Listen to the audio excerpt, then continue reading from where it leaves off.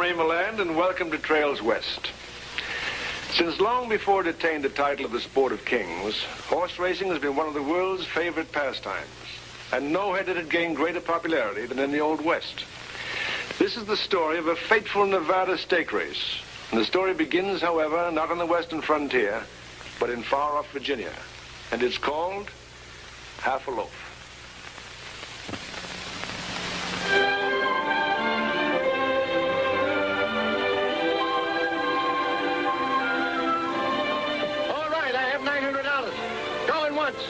Going twice. Sold to the gentleman for $900.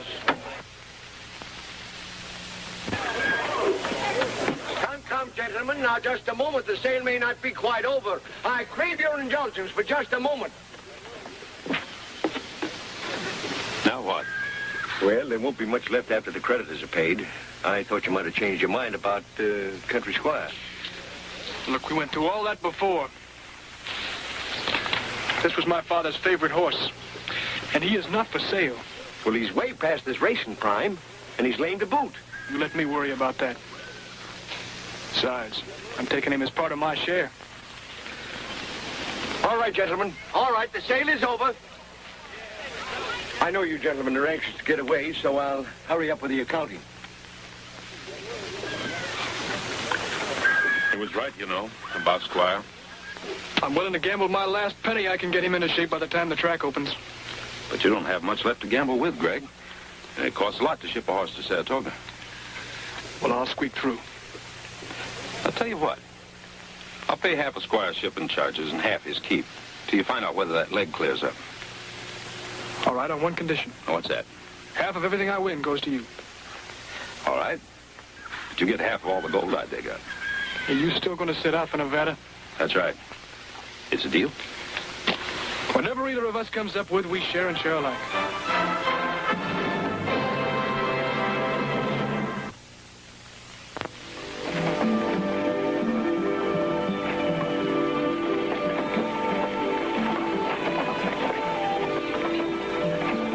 Keep your britches on, Sonny. We'll get there. Couldn't we go just a bit faster?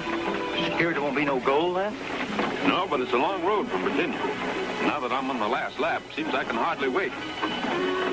We'll be at least an hour late, won't we? An hour? Nope. Won't be more than 55 minutes late getting into church, Rick.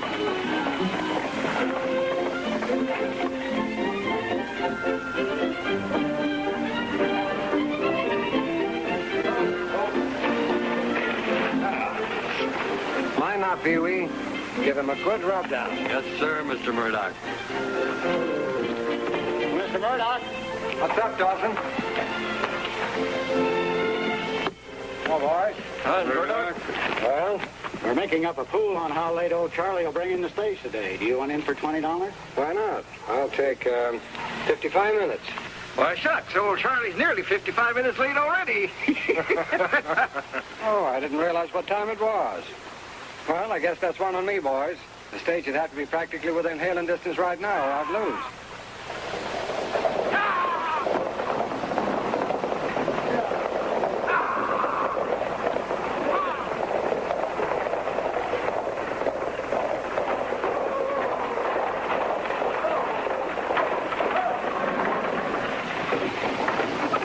55 minutes exactly.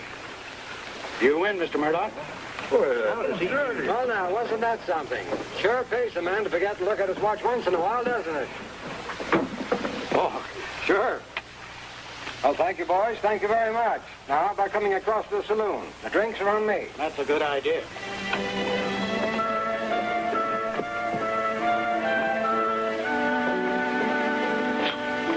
You did it again, Pop, after you promised me. Well, I'm sorry, Helen, but I thought I had that Murdoch dead to rights this time. Nobody ever has sure thing Murdoch dead to rights. Look, chances are he had it fixed up with old Charlie to bring the stage in at exactly 55 minutes late. Now, you know that old Charlie wouldn't do a thing like that. Well, he not only would, but he did. Now, ain't I got troubles enough without a stranger butting in? Sorry. Oh, you're not butting in as far as I'm concerned. Look, it's time that the people in Cherry Creek learned a lesson about Sure Thing Murdoch. Why, he's won bets around here about everything from wrestling matches to how many crackers there are in a barrel. Well, that still don't prove that Charlie was in on this. Well, I rode up on the box with him. And he told me we'd be 55 minutes late getting into Cherry Creek. Why, he walked the horses along and then he speeded them up just to make it look natural. Well, that still could be just one of those things. Oh, one of those sure things. All right, have it your own way. Poor Pop. Oh, if you want something, I'd be glad to help you. Well, I'm going prospecting. And I picked out this shovel and, well, the truth is, I'm too green even to know what I need. Well, the mining stuff's all over there. Oh. Well, I see you run the post office here, too. Well, I sure hope there's a letter for me pretty soon. Oh, sounds important. Your wife? Oh, not married. The best girl? My brother. All the family I got left. Well, if you let me know where your diggings are, well, I'll try to get word to you if a letter comes. That is, if you tell me your name. Oh, sure thing. I mean, Lamont Carlisle.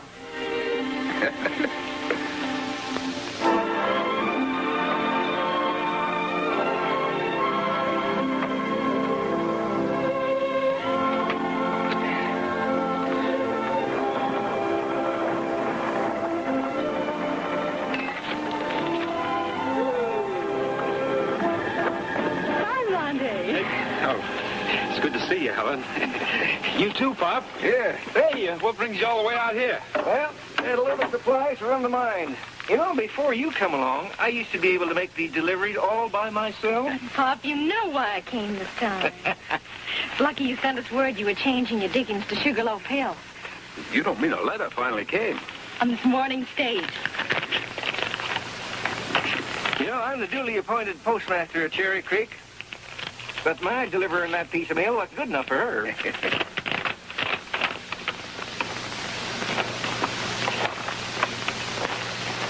Good news? Well, Squire, that's the thoroughbred I was telling you about. Is almost over his lameness. The very first week of the Saratoga meeting, Greg picked 7 winners. And, What?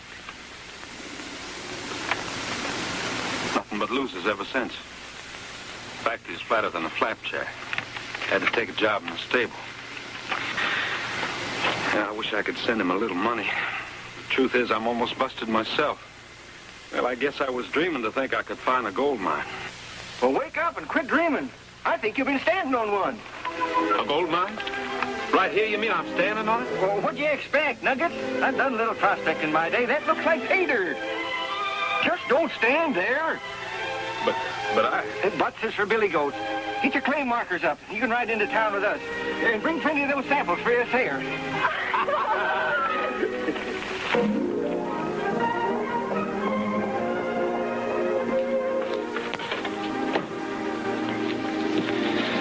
Not yet? Mm-hmm. Well, I went ahead and filed the claim already. You I was fool not to wait till you finished the assay report? Yes and no. Well, what does that mean? Well, there's gold there, but it ain't high grade. Probably wouldn't run you more than $40 a ton. And you're going to have to move a lot of rock to make it pay. I don't think you'll ever make a go of it alone. Well, I made my brother a half partner in the claim. I already wrote him to come out right away. That won't do much good if all he's got is just muscles. You're going to need a lot of heavy equipment to get that ore out. You're going to need a stamp mill, all of which is going to take a lot of capital. I see. Well, you suppose I could buy it on the strength of this assay report? Oh, you mind get backing from any of a dozen different outfits in Denver or maybe even in San Francisco. Well, I couldn't afford the fare there. There's one local man that might be persuaded to loan you the money. You mean you? No, I was referring to Mr. Murdoch. Oh, I see.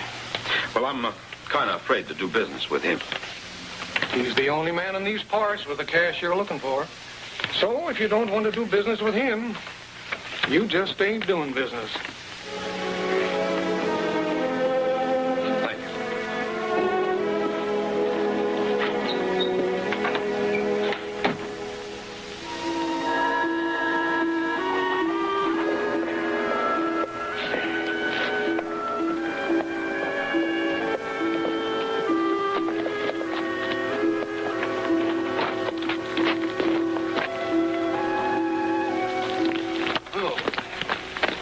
Well, my friend, I've already got those papers all drawn up for you.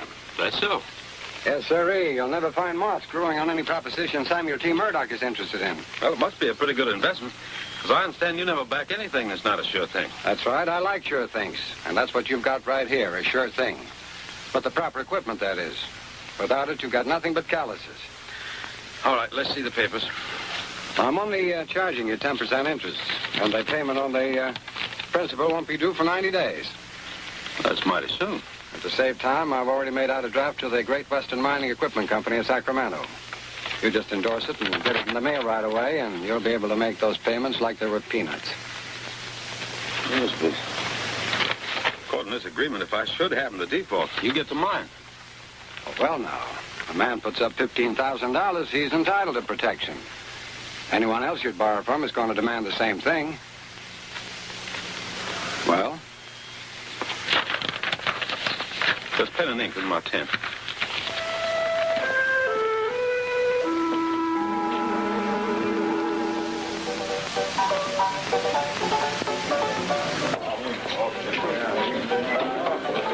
Excuse me.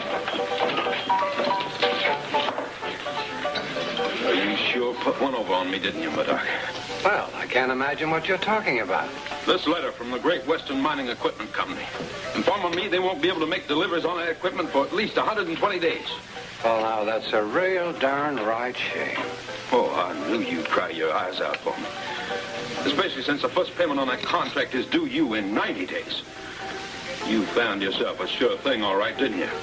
Well, now, how was I to know they were short of machinery? Well, maybe this will refresh your memory. In fact, we had already informed Mr. Murdoch of the unavoidable delay in all deliveries. Carlyle, I guess the rocks and the men are just a little bit too hard for you out here in the West.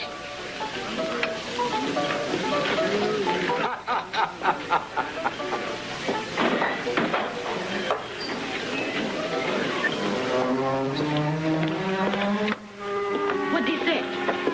He's actually proud of the way he tricked me.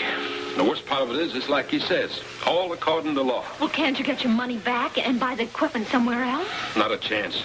They already cashed the bank draft and entered the order. There must be some law to protect people against a slippery customer like him.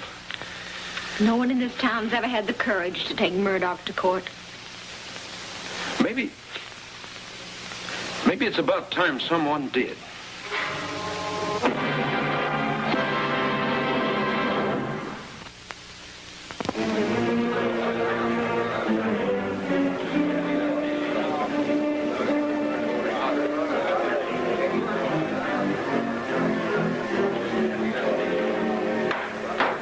Ready for the verdict. Litigants will rise. The evidence shows that you were deliberately deceived and done in. But we happen to have a principle in law, a caveat emptor, which means let the buyer beware. Now, you bought the money, but this court can do nothing about the terms except to urge you to do a little more bewaring the next time you make any deal, particularly with men of the defendant's nature. However, an investigation of the title to the Sugar Loaf mine reveals that Lamont and Gregory Carlisle were not registered as co-owners, but as individual owners of a 50% share apiece. Well, what has that got to do with it? Under the law, Lamont Carlisle had no right to put up his brother's half interest in this mine.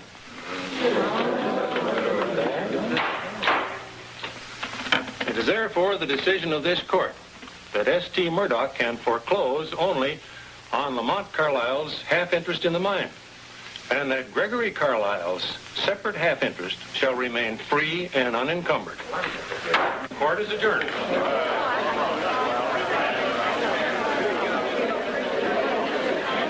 Well, you're pretty slick yourself, ain't you? Call it that if you like. Oh, what I don't like is being in business with your brother. Where is he, anyway? I finally heard from him. He's on his way here. Oh, good. Well, when he shows up, send him around. I never was one to be satisfied with just half a loaf. Well, he'll be here any day, Murdoch. But I wouldn't be too anxious to meet him if I were you.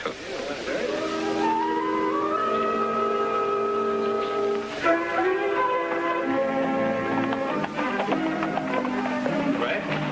Ray! Well, hello, brother. It's great to see you, Greg.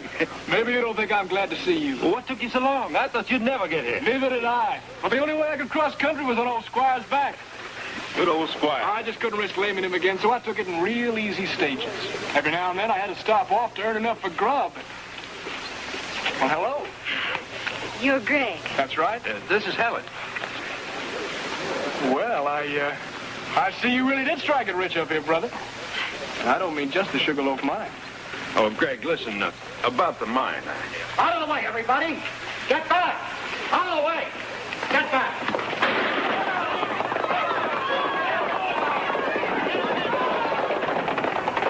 Horse racing, Western style? Sure thing, Murdoch style. He's not only got most of the money in town, he owns a horse that just won. Well, I'd sure like to meet him. You will. In fact, you're in business with him. Me?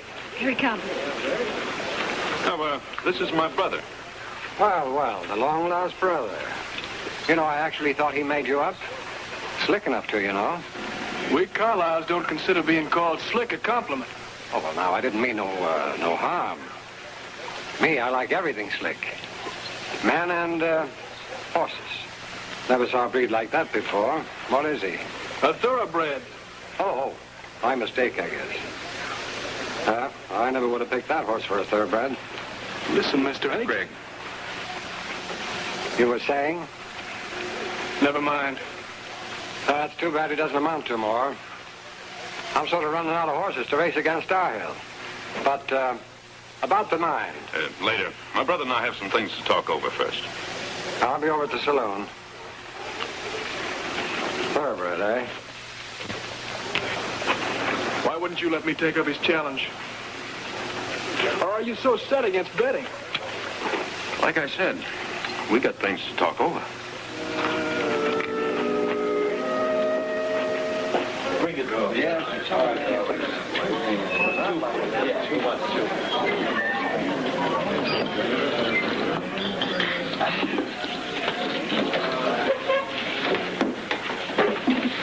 Well, boys, here's to settling our differences. Sounds like you got an idea on the subject. Sure thing. I mean, sign your half of the mine over to me, and I'll give you a percentage on all I take out of there. No. Well, you haven't even asked me what percentage. Don't have to.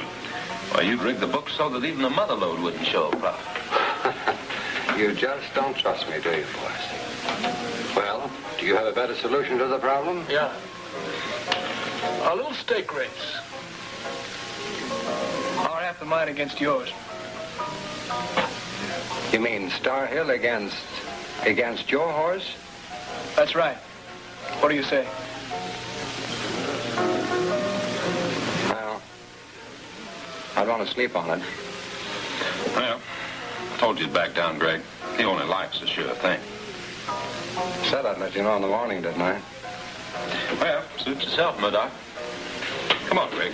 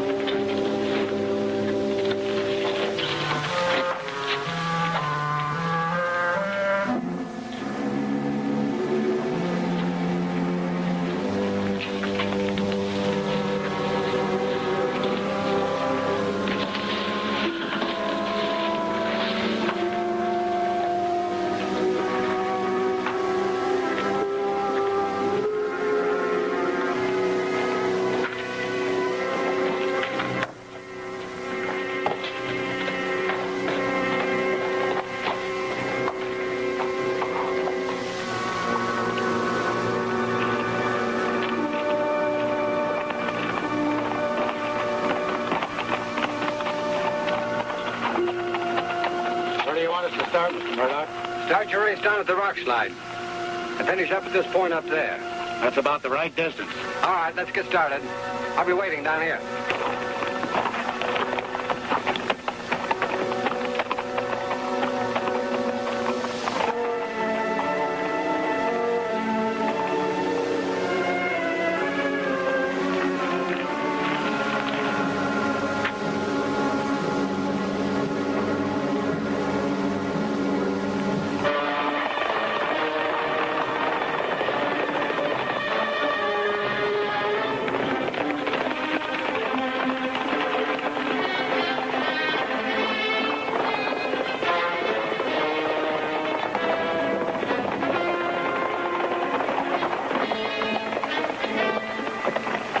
Didn't even have to prod him, Mr. Murdoch. Star Hill had plenty left at the finish. Good. How about that one? I pushed him for all he was worth. He just ain't got it.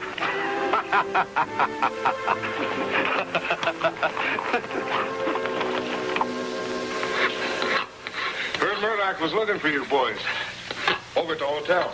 Don't worry. He'll find us. Speak of the devil. Well, you boys changing your horse's shoes? Just the two front ones. Well, I must say he looks a lot sharper than the first time I seen him. In other words, you didn't sleep too well. How's that? You said you had to sleep on it. I guess you had a bad dream and decided not to race your horse against Squire. As a matter of fact, I had me a mighty satisfying dream. Just real as life. I saw Star Hill breezing down Main Street an easy winner. Oh, you can't back down on me now just because you heard the mining equipment is finally arriving. It is. Well, Carlisle never backed down yet. 2 o'clock this afternoon, then? Let's shake on it. Let's put it in writing instead. I already have. A winner gets all of the Sugarloaf mine, and this is something that'll hold up in any court.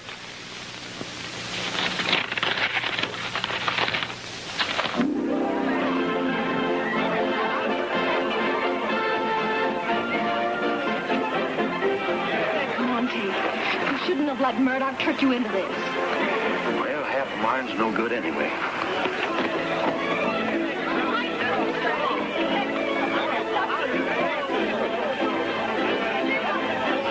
Get ready.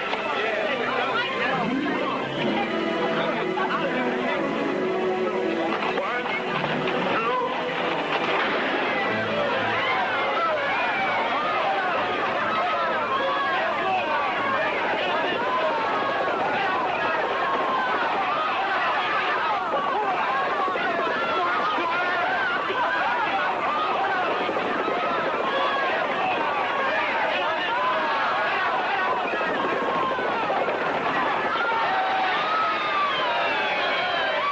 I can't understand.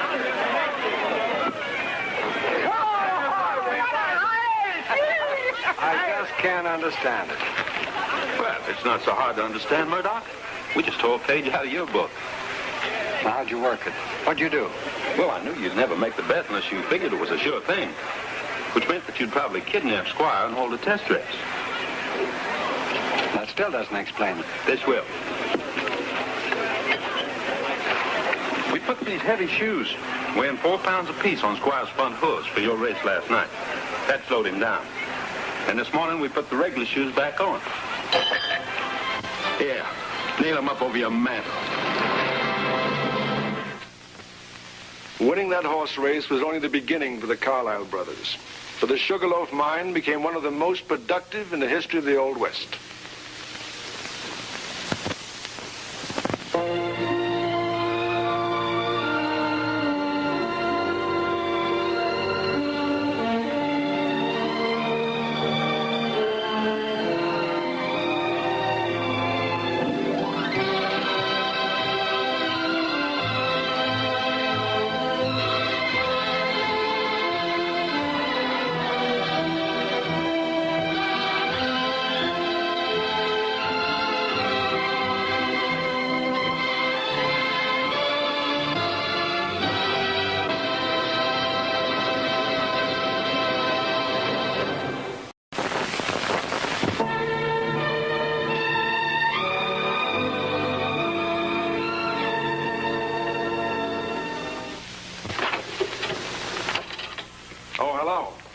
I'm Ray Milland, and welcome to Trails West.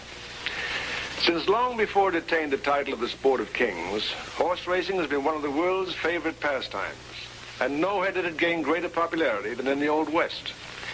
This is the story of a fateful Nevada stake race, and the story begins, however, not on the western frontier, but in far-off Virginia, and it's called Half a Loaf.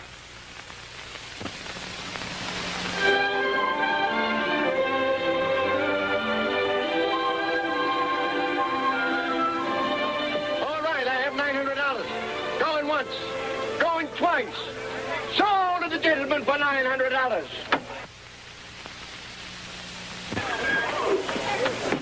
Come, down, gentlemen. Now, just a moment. The sale may not be quite over. I crave your indulgence for just a moment. Now what? Well, there won't be much left after the creditors are paid. I thought you might have changed your mind about Country Squire. Look, we went through all that before. This was my father's favorite horse, and he is not for sale. Well, he's way past his racing prime, and he's lame to boot. You let me worry about that. Besides, I'm taking him as part of my share. All right, gentlemen. All right, the sale is over. I know you gentlemen are anxious to get away, so I'll hurry up with the accounting. He was right, you know, about Squire. I'm willing to gamble my last penny I can get him into shape by the time the track opens. But you don't have much left to gamble with, Greg. And it costs a lot to ship a horse to Saratoga. Well, I'll squeak through. I'll tell you what. I'll pay half of Squire's shipping charges and half his keep till you find out whether that leg clears up. All right, on one condition. What's that?